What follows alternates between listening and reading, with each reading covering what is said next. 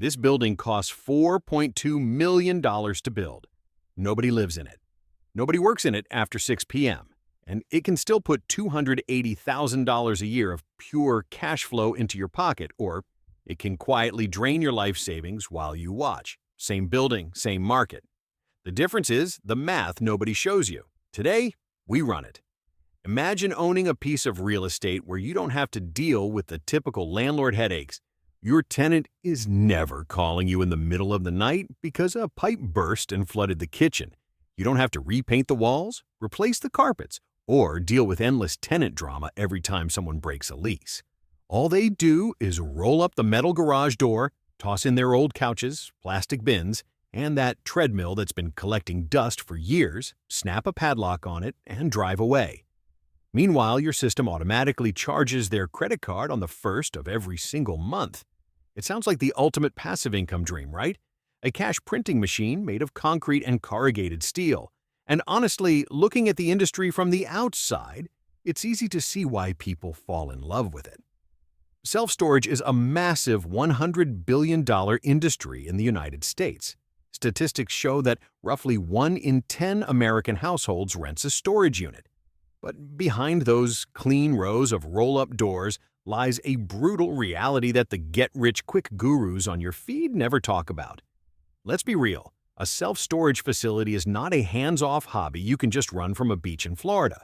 It is a cutthroat game of microspace logistics, fluctuating consumer psychology, and fierce corporate consolidation. The dream is real, but the math is merciless. Let's look at what it actually takes to build and run your storage empire. Let's start with the first roadblock, buying the dirt and building the boxes. A lot of people think you can just find an abandoned field on the side of a highway, throw up some cheap metal sheds, and start collecting checks. 30 years ago? Maybe. Today, forget about it. The industry is now strictly divided into two main categories: Class A and Class B or C facilities. Class B and C are those traditional single-story drive-up units you see on the outskirts of town. They are cheaper to build, but they command much lower rents and offer zero protection from bugs, dust, or extreme weather. If you want to survive in this market today, you have to build Class A. We're talking about a multi-story, fully climate-controlled, state-of-the-art fortress. Why? Because the modern consumer isn't storing rusted lawnmowers anymore. They're storing leather furniture, family photo albums, and expensive electronics. So let's say you commit.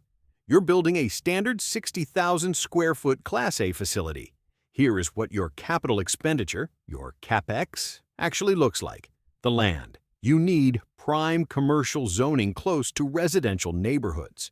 Nobody wants to drive 45 minutes to get their Christmas decorations. A proper 2 to 3 acre plot in a growing suburban market will run you between $800,000 and $1.5 million. Zoning and permitting. This is a huge trap. Local city councils hate self-storage. It brings almost zero jobs to the community, generates low sales tax, and takes up massive real estate. Getting your facility approved can take 12 to 18 months of legal battles, environmental impact studies, and traffic assessments. Cost: $100,000 before you ever pour a single yard of concrete. Construction: pouring reinforced slabs, erecting multi-story steel framing, installing commercial freight elevators, and setting up high-end security systems costs roughly $50 to $70 per square foot. That's another $3.5 million. Total price tag just to cut the ribbon? Roughly $4.2 million to $5.2 million, and you haven't collected a single dollar of rent yet. Okay, you raised the money, took out a heavy commercial loan, and built the facility. The ribbon is cut. You don't have to hire 20 employees like a restaurant, so your overhead must be close to zero, right? Wrong. Welcome to the invisible drain. It's your first Monday morning as an owner. You walk into your small front office, pour a coffee, and open the mail. First envelope, the electricity bill, $9,400 for 1 month. Here's the climate control trap nobody warned you about. To keep mold and humidity from destroying your tenants' belongings, your massive commercial HVAC systems have to run 24 hours a day, 7 days a week, 365 days a year. In hot states, keeping a 60,000 square foot steel box at 72 degrees creates staggering utility bills, $6,000 to $12,000 every single month, whether your units are full or empty. Second envelope, your Google Ads invoice.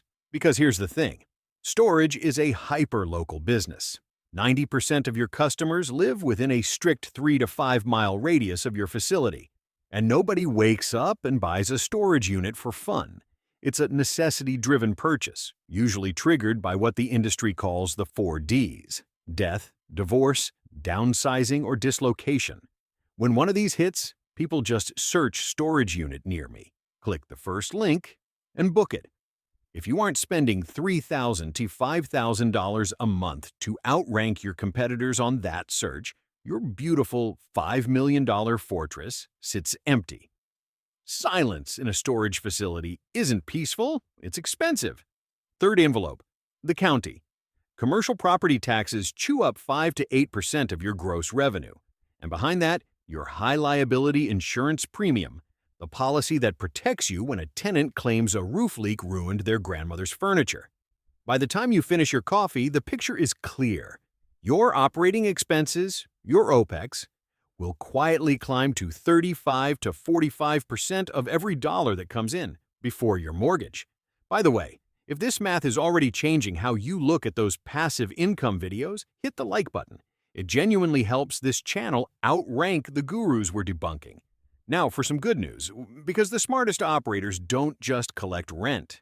Rent is only the base layer. On top of it sits a quiet stack of side income that can add 10 to 15% to your gross revenue, almost invisibly. Tenant insurance. When a customer signs the rental agreement, your software offers them a protection plan, $10 to $15 a month. Most say yes because they're storing things they care about. You keep a commission on every single policy. With 400 tenants, that's roughly $2,000 to $4,000 a month of nearly pure profit for clicking a checkbox, the admin fee. A one-time $25 charge on every new move-in. Nobody ever questions it. It's just part of the paperwork. Merchandise, locks, boxes, tape, mattress covers, sold right at the front desk at a 300% markup. The customer is standing there with a truck full of stuff. They're not driving to a hardware store to save $4. Late fees. When the automatic payment fails, a $20 late fee lands on the account. At scale, this alone becomes a meaningful line item.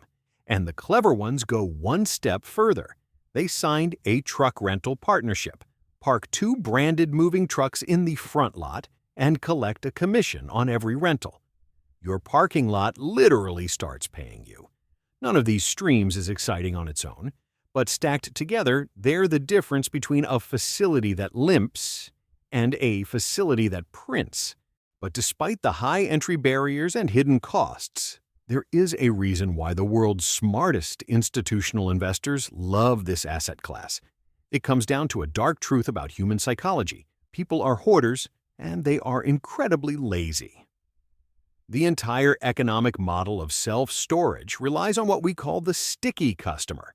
When someone rents a 10 by 10 unit, they usually intend to keep it for 3 months during a move, but 3 months turns into 6 months. Then 6 months turns into 3 years.